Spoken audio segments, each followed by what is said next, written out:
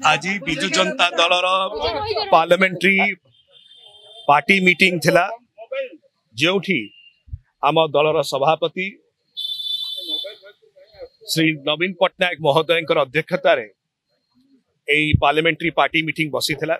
आज आम समस्त एक खुशीर दिन कारण आमर दलर सभापति श्री नवीन पट्टनायक महोदय को आज विजु जनता दल समस्त सांसद माने सर्वसम्मति क्रमे विजु जनता दल पार्लियामेंट्री पार्टी रो चेयरपर्सन भाव निर्वाचित करचंती।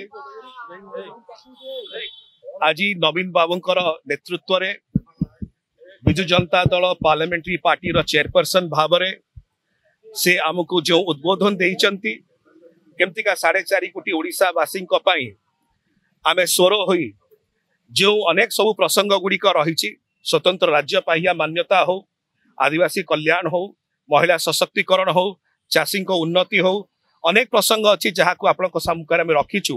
ए समस्त प्रसंग को लेकिरी एक स्ट्रॉन्ग अपोजिशन भाव एक सुदृढ़ विरोधी दल भाव पार्लियामेंट में उपस्थापना करवा।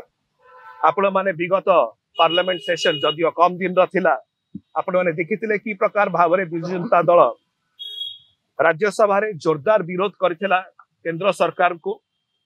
एवं एइथुरु गोटे जिनस स्पष्ट होछि कि विजु जनता दल मान्यवर दलर सभापति एवं विजु जनता दलर संसदीय दलर चेयरपर्सन कर नेतृत्व रे आमे आगोछु।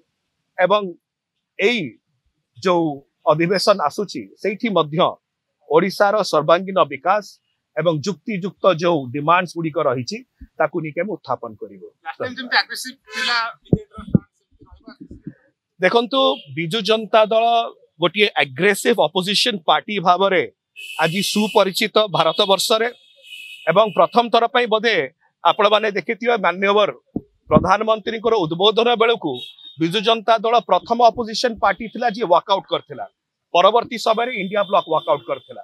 एतुरु आपण जिनस स्पष्ट बुझी पारुथिबे कि प्रकार भाव गोटे एग्रेसिव असर्टिव कंस्ट्रक्टिव एवं स्ट्रॉन्ग अपोजिशन भाव विजु जनता दल कार्य करुची आगुक मध्य करी।